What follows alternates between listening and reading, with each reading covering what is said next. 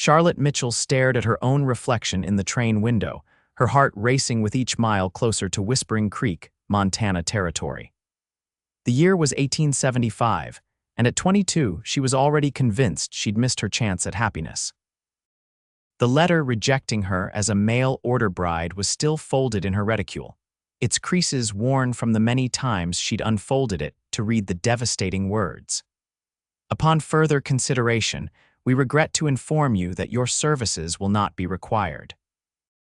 Yet here she was, answering another advertisement, gambling her last dollars on a one-way ticket west. The rolling landscape outside the window blurred as tears threatened to spill. She'd promised herself no more crying.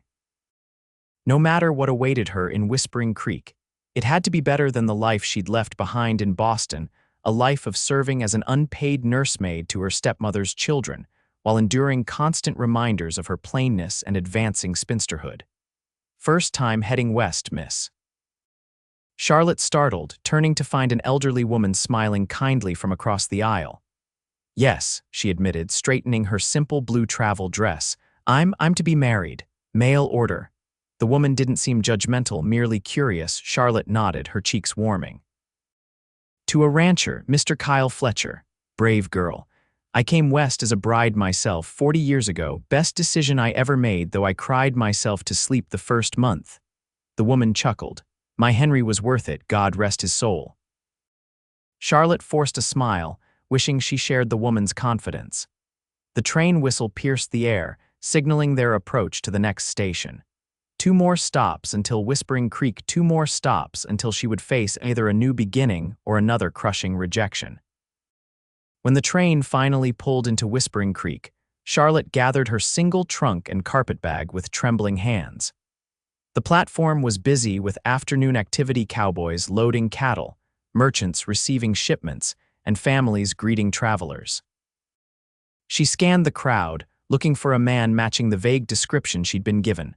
Tall, brown hair, usually wearing a brown Stetson. Miss Mitchell, Charlotte turned toward the deep voice, her breath catching. Before her stood a man in his early 30s, broad-shouldered and sun-bronzed. His eyes, a startling shade of green, studied her with an intensity that made her flush. This wasn't the weary, desperate homesteader she'd imagined, the kind of man who'd need to send for a wife.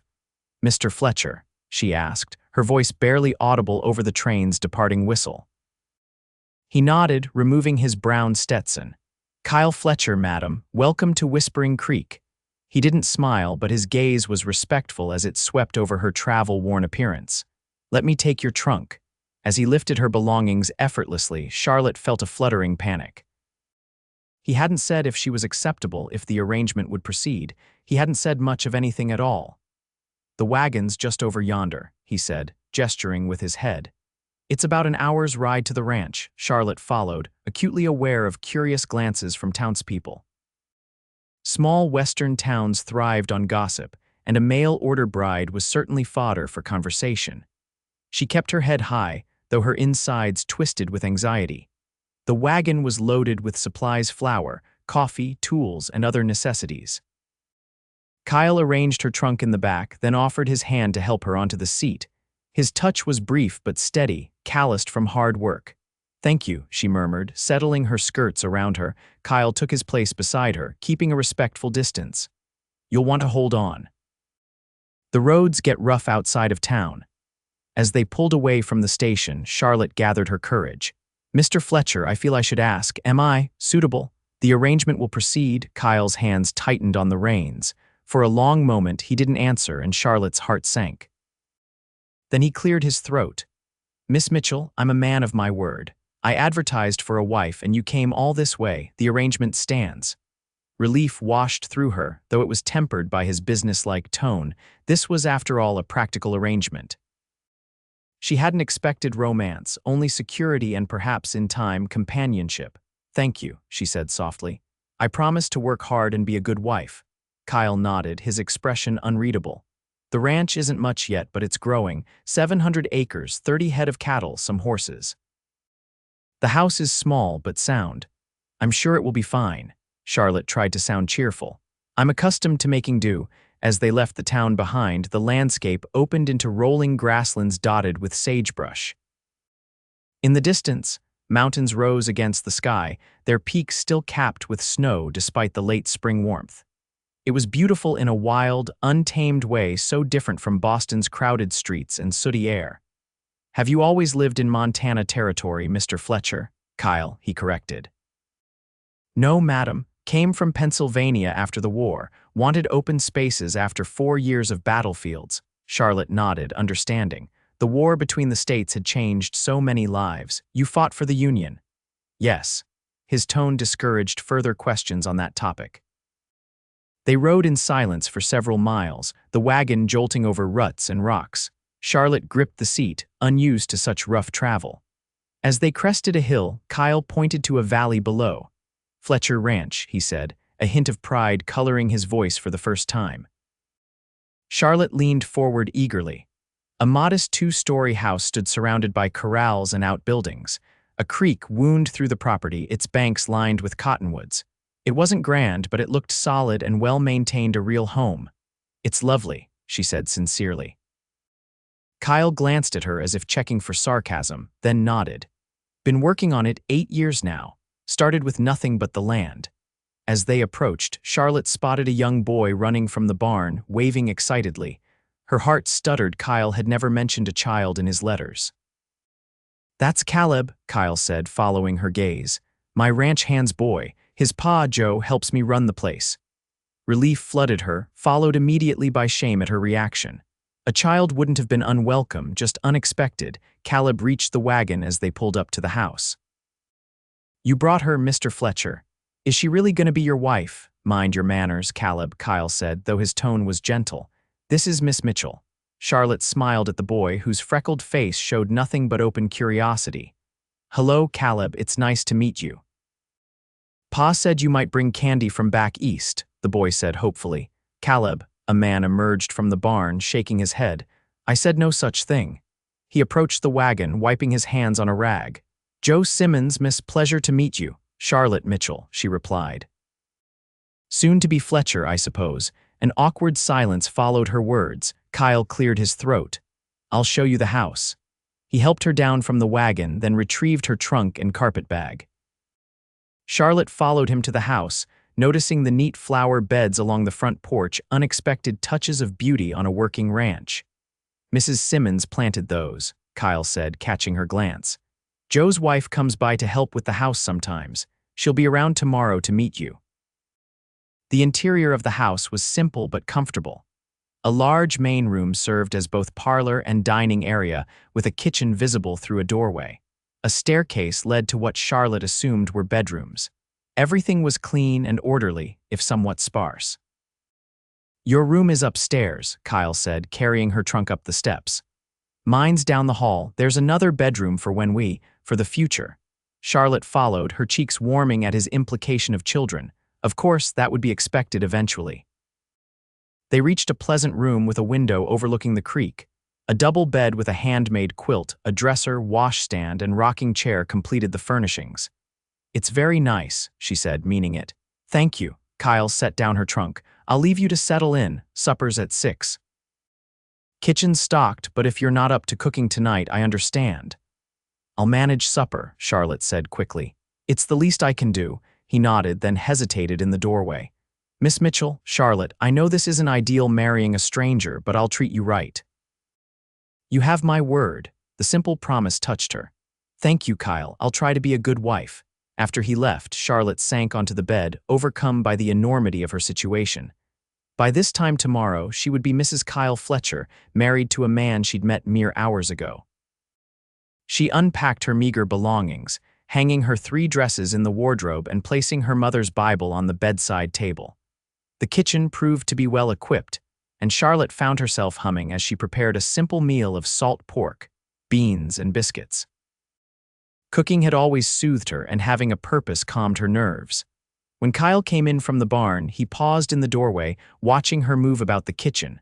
"Smells good," he said, removing his hat. "Been a while since this place had a woman's touch."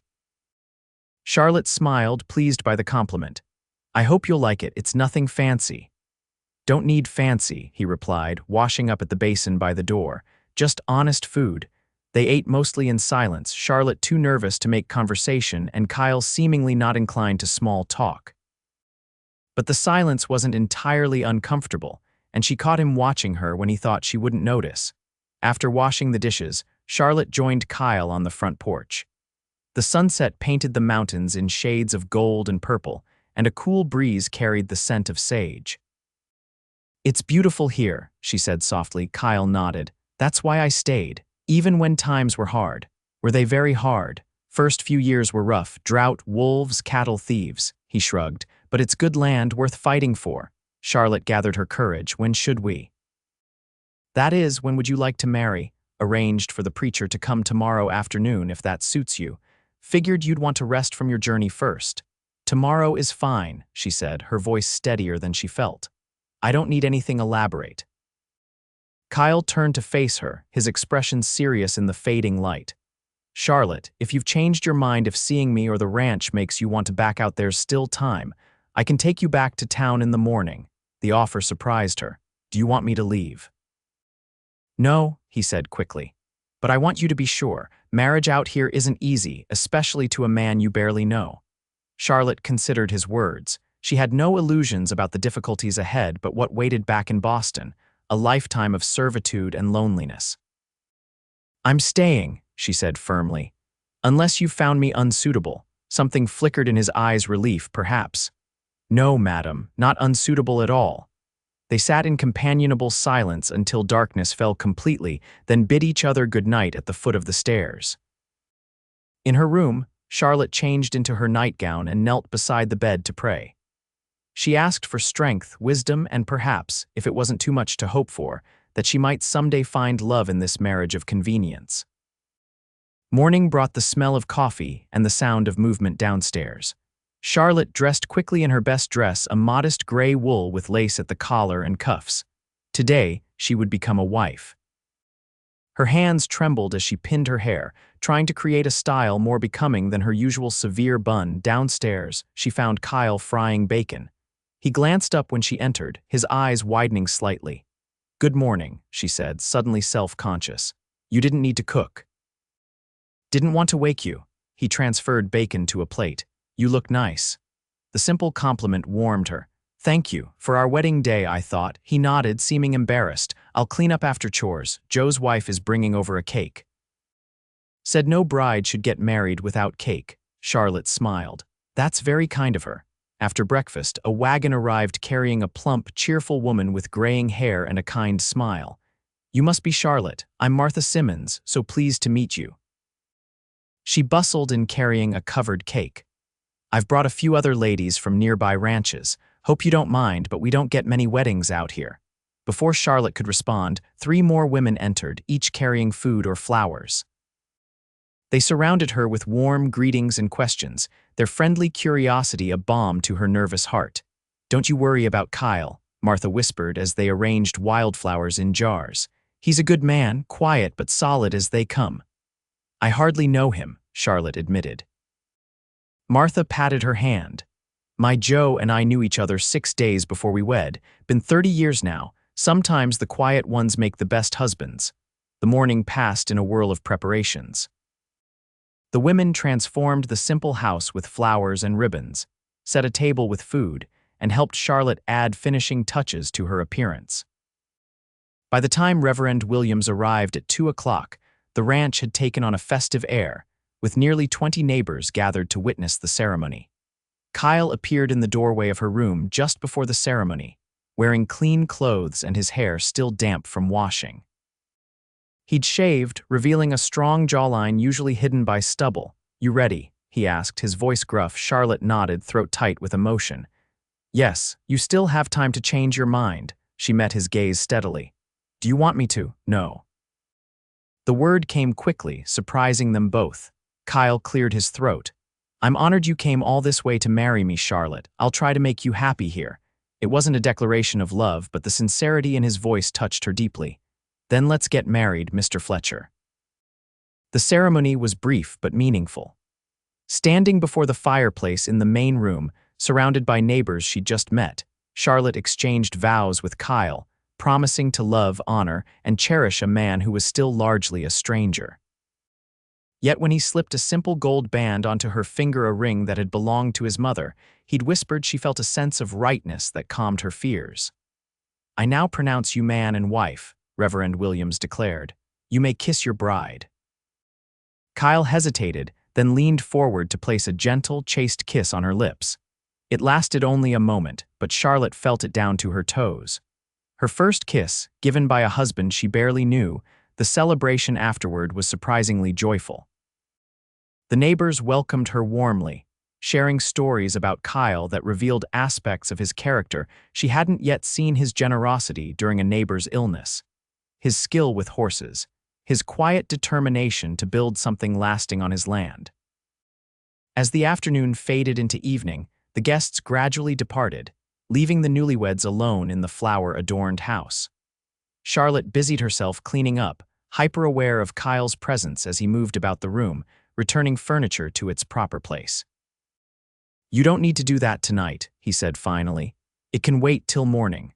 Charlotte set down the dish she was washing. "Of course, you're right." An awkward silence fell between them. The question of what happened next hung in the air. They were married now, with all that entailed.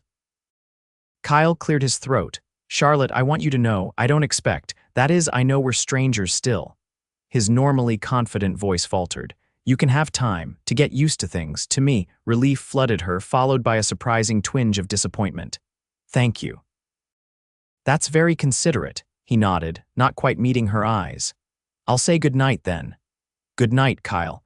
As she climbed the stairs to her room, their room now, she supposed, though he'd made it clear he wouldn't be joining her tonight, Charlotte felt a complex mixture of emotions. Relief, certainly, gratitude for his understanding, but also a strange hollowness. She was a wife who would sleep alone on her wedding night. Days passed, settling into a rhythm of ranch life. Charlotte rose early to cook breakfast, spent mornings tending the house and garden, prepared the midday meal for Kyle and Joe, then occupied herself with sewing, baking, or other household tasks until supper. Kyle worked from dawn until dusk, coming in tired but always taking time to ask about her day. They were polite roommates more than husband and wife. Kyle continued to sleep in his own room, though sometimes Charlotte caught him watching her with an expression that made her wonder what he was thinking. They talked more freely now, learning each other's histories in bits and pieces over meals or evening hours on the porch. She learned he'd been the youngest of 3 brothers, all of whom had fought in the war. Only Kyle returned. His parents had died while he was away fighting, the farm sold to pay debts. With nothing to go back to in Pennsylvania, he'd headed west to start fresh. In turn, she told him about losing her father to influenza when she was 16, her mother's remarriage to a prosperous but cold merchant, and the years of serving as an unpaid governess to her stepsisters while enduring her stepmother's criticism. "Is that why you answered my advertisement?" Kyle asked one evening. To escape them, Charlotte considered the question. "Partly, but also because I wanted a life of my own, a home, perhaps children someday." She blushed at the implication. "I'd given up on finding love in Boston." Kyle was quiet for a long moment. "I never expected to marry," he admitted. "After the war, I wasn't fit company for anyone. Took years before the nightmares stopped." He looked out at the darkening land. "But a man gets lonely, and this place needs a woman's touch. Children, like you said. It wasn't romantic, but it was honest." Charlotte appreciated that about Kyle. He never pretended feelings he didn't have. The physical distance between them remained, though small touches had begun to bridge the gap. His hand at her elbow when they walked to church on Sundays, her fingers brushing his when passing a cup of coffee, the accidental contact of their knees under the table. Each touch sent a flutter through Charlotte's stomach, awakening feelings she'd never experienced. One afternoon in late June, a violent thunderstorm swept through the valley. Charlotte was alone in the house, Kyle and Joe having ridden out that morning to check on cattle in the high pasture. As the wind howled and rain lashed the windows, Charlotte paced anxiously, praying for her husband's safe return. When the door finally burst open, Kyle staggered in, drenched and supporting a limping Joe. "Get blankets," he ordered, his voice tight with concern. Joe's horse spooked and threw him.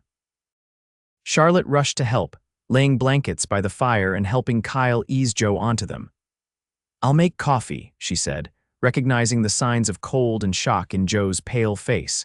As she worked, she watched Kyle tend to his friend, checking for broken bones with gentle, competent hands. Joe had a twisted ankle and bruised ribs, but nothing worse. By the time Martha arrived, summoned by Caleb who'd been sent to fetch her once the rain slackened, Joe was sitting up, sipping hot coffee laced with whiskey. That night, after the Simmons family had gone home with promises to return in the morning, Charlotte found Kyle on the porch, staring out at the rain-washed landscape. "Are you all right?" she asked, noticing how he held himself stiffly. "You weren't hurt too, just sore," he said. "Got thrown trying to reach Joe before his horse dragged him," Charlotte gasped. "You should have said something. Let me look."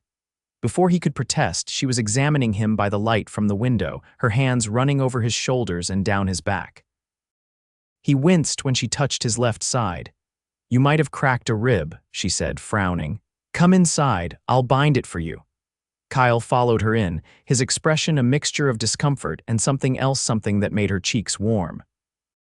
In the kitchen, she gathered bandages and directed him to remove his shirt.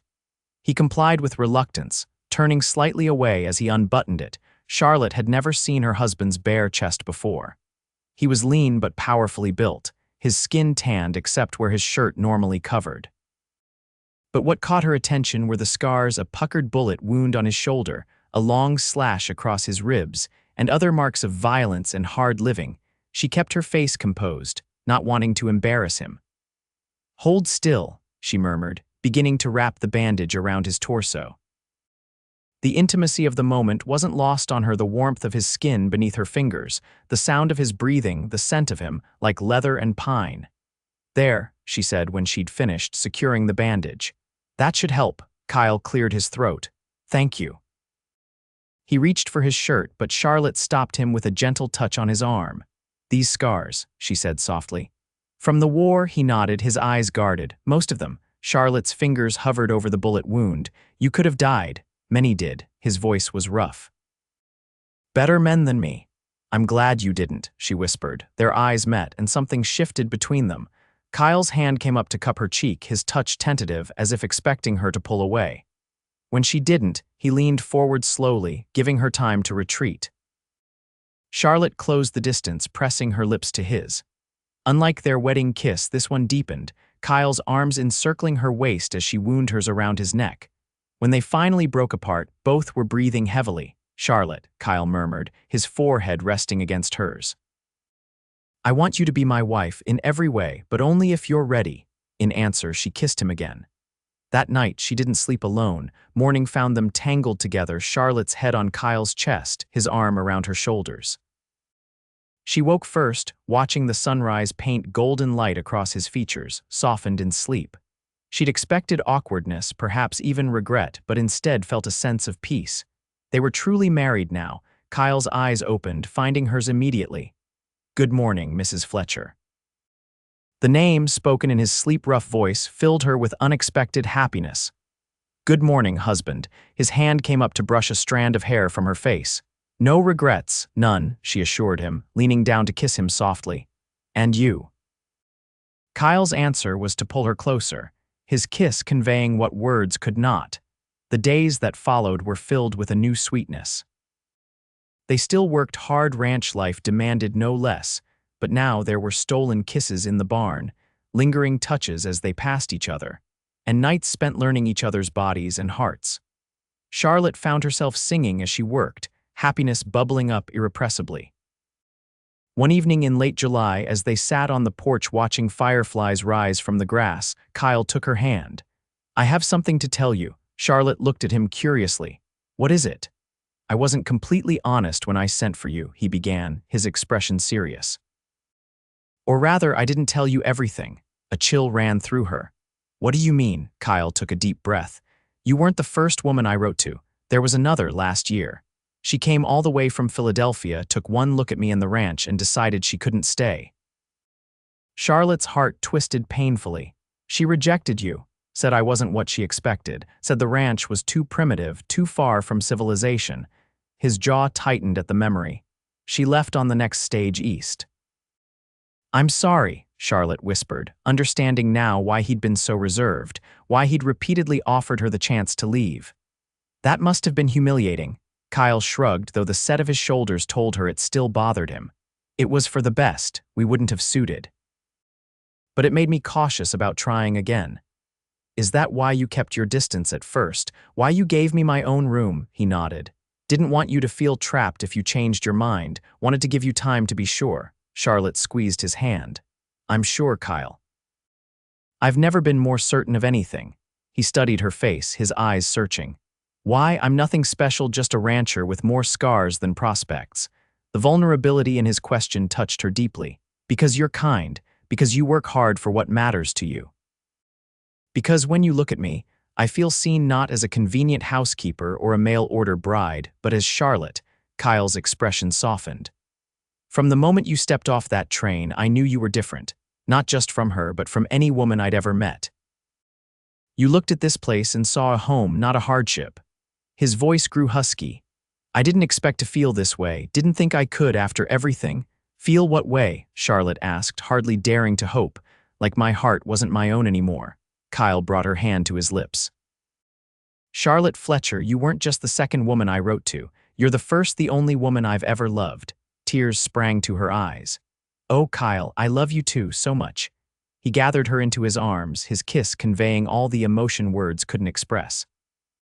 When they finally parted, he whispered against her hair, "Thank you for taking a chance on me, on us." "Best chance I ever took," she replied, nestling against his chest as the fireflies danced around them, lighting the growing darkness with possibilities. August brought scorching heat and the threat of wildfire. Smoke from distant blazes drifted through the valley, and everyone watched the horizon with wary eyes. The creek ran low, and Kyle worked tirelessly to ensure the cattle had enough water and grazing land. Charlotte worried about him. He was pushing himself too hard, leaving before dawn and returning after dark, his face drawn with fatigue. When she expressed her concern, he merely kissed her forehead and promised to be careful. "The herd is our future," he reminded her. "If we lose them, we lose everything." She understood, but it didn't stop her from watching the distant ridgelines anxiously when the wind shifted, bringing the acrid smell of smoke closer. One sweltering afternoon, Charlotte was preserving the garden's bounty when she heard hoofbeats approaching at a gallop. She rushed outside to find Joe dismounting, his face grim. "Fires jumped the ridge," he said without preamble. "Kyle sent me to fetch you. We're moving the herd to the east pasture by the river. You need to pack essentials and be ready to leave if it gets closer." Charlotte's heart raced, but she kept her voice steady. "Where's Kyle?" "Leading the herd with the boys. He'll be along when they're safe." Joe wouldn't meet her eyes. "Best hurry, Mrs. Fletcher." Charlotte rushed inside, gathering important papers, clothing, food, and her mother's Bible. As she worked, she tried to ignore the growing roar of the wind and the darkening sky. When she stepped outside again, ash was falling like gray snow and the sun had turned an eerie red through the smoke. Martha arrived with Caleb, her wagon loaded with their own valuables. "We'll go together if it comes to it," she said firmly. Kyle told Joe to make sure we all got out safely. Hours passed with no word from Kyle or the other men. The fire crested the nearest ridge as dusk fell, a terrifying wall of orange and red that devoured everything in its path. The heat was intense even from a distance, and burning embers carried on the wind-ignited spot fires closer to the ranch. "We can't wait any longer," Joe said, returning from checking the fire's progress. "Pack up the wagons. We need to reach town before the road is cut off." "I'm not leaving without Kyle," Charlotte insisted. Joe's expression was sympathetic but firm. "Kyle would want you safe. He'll find us in town." Charlotte knew he was right, but the thought of abandoning their home and possibly her husband tore at her heart. Still, she helped load the wagons, fighting tears as she took a last look at the house where she'd found happiness. They were just preparing to leave when a rider appeared through the smoke-filled twilight. Charlotte's heart leapt as she recognized Kyle's silhouette. His clothes were singed, his face blackened with soot, but he was alive. "The herd?" Joe asked as Kyle dismounted, "safe at the river." "The other men are staying with them." Kyle turned to Charlotte, pulling her into a fierce embrace. Thank God you're all right. I was so worried, she whispered against his chest. Kyle pulled back to look at her. The fire's moving too fast, we need to go. What about the house? Charlotte asked, though she knew the answer. Kyle's expression was grim. I've done what I can, cleared brush wet down the roof, but if the wind doesn't change. He shook his head. It's just a house, Charlotte, we can rebuild. They joined the exodus of ranchers and farmers heading to Whispering Creek, a solemn procession through the smoky darkness. In town, the church and schoolhouse had been opened to refugees, and neighbors offered spare rooms to those in need. For 3 days, they waited with other displaced families, watching the distant glow of the fire as it ravaged the countryside. Kyle spent most of his time with other ranchers, helping organize firefighting efforts and checking on livestock. Charlotte volunteered at the church, cooking meals and comforting children. On the 4th day, the wind finally shifted, and rain-blessed rain began to fall. By evening, word came that the fire was contained, though many homesteads had been lost. Can we go home? Charlotte asked when Kyle returned that night to the room they'd been given above the general store. Tomorrow, he said, exhaustion evident in every line of his body. The road should be clear by then, and the ranch. Kyle sat heavily on the edge of the bed. Don't know yet. The fire came close, but some of the men who rode out said our buildings were still standing when they passed. Charlotte sat beside him, taking his soot-stained hand in hers. Whatever we find, we'll face it together. Kyle looked at her, his eyes reflecting the lamplight. You amaze me, Charlotte Fletcher. Most women would be cursing their luck, marrying a man only to face disaster months later. Most women haven't found what I have, she replied simply. A love worth any hardship. The journey back to the ranch the next day was sobering. The landscape, once verdant with summer growth, was now a blackened wasteland in many places. Trees stood like charred skeletons against the sky, and the acrid smell of ash hung in the air despite the rain. As they crested the final hill overlooking their valley, Charlotte held her breath. Below, the ranch buildings stood intact, though the surrounding fields were scorched in patches. The creek still flowed, a ribbon of silver through the blackened earth. And most miraculously, a swath of green remained around the house itself, protected by Kyle's desperate firefighting efforts. We still have a home, Charlotte whispered, tears of relief streaming down her face. Kyle squeezed her hand. We would have had a home regardless. Home is wherever we're together. The work of recovery was grueling. Fences needed rebuilding. The barn roof had been damaged by falling embers, and they'd lost some grazing land. But the house stood unharmed, and most of the cattle had survived thanks to Kyle's quick action in moving them to the river. Neighbors helped neighbors, sharing resources and labor to rebuild what had been lost. Through it all, Charlotte and Kyle grew closer, their bond strengthened by the shared ordeal. At night, they would collapse into bed exhausted, but always found the energy to hold each other, reaffirming their love amid the destruction. As summer faded into autumn, the land began to heal. The first rains brought green shoots pushing through the blackened soil, and Kyle's cattle returned to the home pastures. The rhythm of ranch life resumed, though with a new appreciation for its fragility. One crisp October morning, Charlotte woke feeling queasy for the 3rd day in a row. As she prepared breakfast, fighting waves of nausea, a suspicion began to form. She counted back the weeks since her last monthly course and realized it had been nearly 2 months. That evening, after Kyle returned from checking on a pregnant mare, Charlotte met him on the porch with a cup of coffee. The mare, she asked. Another few weeks, I think. Kyle sipped his coffee, then looked at her curiously. You're smiling like you've got a secret. Charlotte took a deep breath. I might be having a similar timeline. It took Kyle a moment to understand. When he did, the coffee cup nearly slipped from his fingers. Charlotte, are you saying? She nodded, her eyes shining. I think so. I can't be certain yet, but all the signs are there. Kyle set down his cup and pulled her into his arms, his face alight with wonder. A baby, our baby. Are you happy? She asked, though his expression already told her the answer. Happy doesn't begin to cover it. Kyle placed a hand gently on her still flat stomach. When do you think? Spring, probably. April or May. Kyle laughed, a sound of pure joy. Perfect timing, the busiest season on a ranch. I'll manage, Charlotte assured him. I'm stronger than I look. Don't I know it, Kyle said, his voice filled with pride.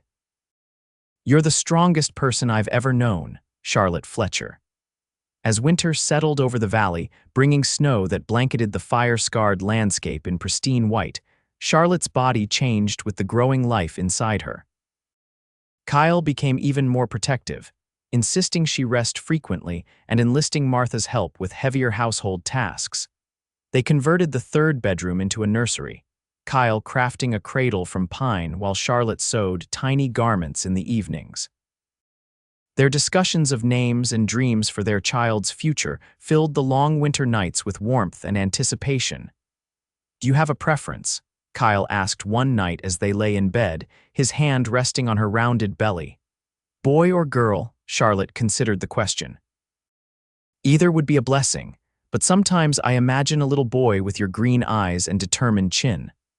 I see a girl with your golden hair and kind heart, Kyle countered. Either way, this child will be loved beyond measure.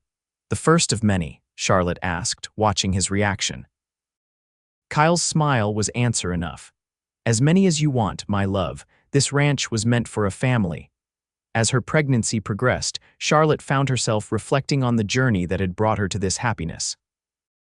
The rejection that had nearly broken her spirit now seemed a blessing in disguise, steering her toward the man who had become her world. One snowy afternoon in February, as she sorted through her keepsake box, Charlotte found the worn letter of rejection from her first potential husband. She showed it to Kyle, who read it with raised eyebrows. His loss, Kyle said simply, handing it back. Though I can't help but be grateful for his poor judgment, Charlotte smiled, tucking the letter away. It led me to you, to this. She gestured around their cozy home at the life they'd built together. Do you ever regret it? Kyle asked suddenly. Coming west, marrying a stranger, facing all the hardships of ranch life. Charlotte took his hand, placing it where their child kicked vigorously. How could I regret the journey that brought me my greatest joys? You, our baby, this life we're building together. Kyle pulled her close, his kiss a promise of all the years to come. Spring arrived with its usual chaos of calving, planting, and endless chores. Charlotte's due date approached, as the wildflowers began to carpet the rejuvenated prairie. Life had sprung anew from the fire-scarred earth, just as their love had blossomed from the ashes of past disappointments. Charlotte's labor began on a perfect May morning, the air sweet with the scent of blooming lilacs that had somehow survived the fire. Martha came to help, bringing her experience as a mother of 5 and grandmother of 12. Kyle paced anxiously outside the bedroom door, useless in this arena despite Charlotte's assurances that all was proceeding normally. After hours of labor, as the sun began to set, their daughter entered the world with a powerful cry that immediately captured her father's heart. Kyle was allowed in to meet his child, his hands trembling as he took the tiny bundle from Martha.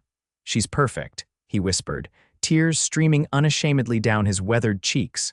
Just like her mother, Charlotte watched them, exhausted but filled with overwhelming love. What shall we name her? They had discussed various options but made no final decision. Now, looking at their daughter's tiny face, Kyle spoke softly. Catherine, after your mother. Charlotte's eyes filled with tears. Catherine Grace Fletcher, it's beautiful. Grace because she's our saving grace, Kyle explained, sitting carefully beside Charlotte on the bed. The grace that brought you to me, that saved our home from fire, that gave us this miracle. As night fell over the Fletcher ranch, the small family remained huddled together, marveling at the new life they'd created. Outside, the land continued its cycle of renewal, green shoots pushing through fire-blackened soil, a testament to nature's resilience and their own. Catherine grew into a curious, strong-willed child with her father's green eyes and her mother's golden curls. By her first birthday, she was tottering around the ranch house, keeping Charlotte constantly alert. Kyle adored her, often carrying her on his shoulders as he did his morning chores, explaining the workings of the ranch to his attentive daughter. The summer Catherine turned 2, Charlotte discovered she was expecting again. Kyle's joy matched her own, though this time they faced the prospect with the confidence of experience. Another girl, do you think? Kyle asked one evening as they watched Catherine chase fireflies in the yard. I have a feeling it's a boy this time, Charlotte replied, her hand resting on her still flat stomach. A brother for Catherine, Kyle smiled, pulling her close. Either way, our family grows stronger. Their son, Kevin Daniel Fletcher, arrived in the depths of winter during a blizzard that prevented Martha from reaching them.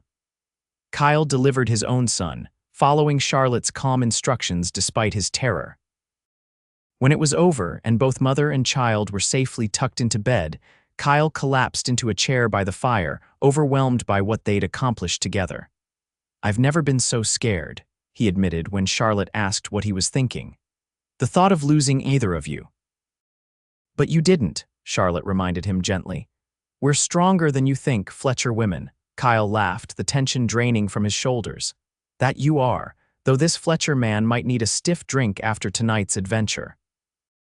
The years flowed one into another, marked by the seasons of the ranch and the milestones of their growing children. The Fletcher ranch prospered under their joint stewardship. Kyle's cattle herd grew, and Charlotte's vegetable garden became renowned in the county. They added rooms to the house as their family expanded with the arrival of twins, Caleb and Clara, 3 years after Kevin's birth.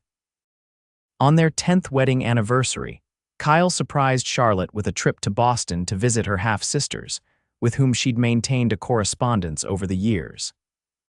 The journey east was eye-opening for both of them, Charlotte seeing her former home through new eyes, Kyle experiencing the bustle of city life with bemused tolerance. Her stepmother, now widowed and diminished by age, received them with cool civility. But as she observed Charlotte's obvious happiness and the loving attention Kyle showed his wife and children, something in her seemed to soften. You've done well for yourself, she admitted grudgingly as they prepared to leave. Better than I expected. Charlotte accepted the backhanded compliment with grace. I found where I belong, she said simply. On the train journey home, as the children dozed in their seats, Kyle took Charlotte's hand. Regrets about leaving civilization behind, Charlotte shook her head, smiling. That was never my civilization. My place is with you on our land. Kyle lifted her hand to his lips. 10 years ago, I was a lonely rancher who thought the best I could hope for was a practical arrangement with a woman willing to tolerate frontier life. And I was a spinster who thought marriage was my last chance to escape a life of servitude, Charlotte added. Look at us now, Kyle murmured, gazing at their sleeping children. 4 children, a thriving ranch, and more love than I ever imagined possible. As the train carried them westward, toward the mountains and valleys they called home, Charlotte rested her head on her husband's shoulder. From mail-order bride to beloved wife and mother, her journey had been unexpected but perfect in its own way. I never told you, Kyle said softly, so as not to wake the children, but the day you stepped off that train, I made a silent promise. What promise? Charlotte asked, looking up at his profile. That if you stayed, if you somehow found it in your heart to accept me and the life I could offer, I would spend every day making sure you never regretted it. Charlotte squeezed his hand. A promise well kept, my love, though it was never a hardship to love you. Kyle's eyes, still that same striking green that had first caught her attention so many years ago, held hers with tender devotion. You are my first love, Charlotte Fletcher, and you'll be my only love until my dying day. As the Montana landscape unfolded before them, familiar and beloved, Charlotte knew with absolute certainty that the frightened young woman who had once feared rejection had found something far greater than mere acceptance. She had found her true home, her purpose, and a love that would endure through all the seasons of their lives together.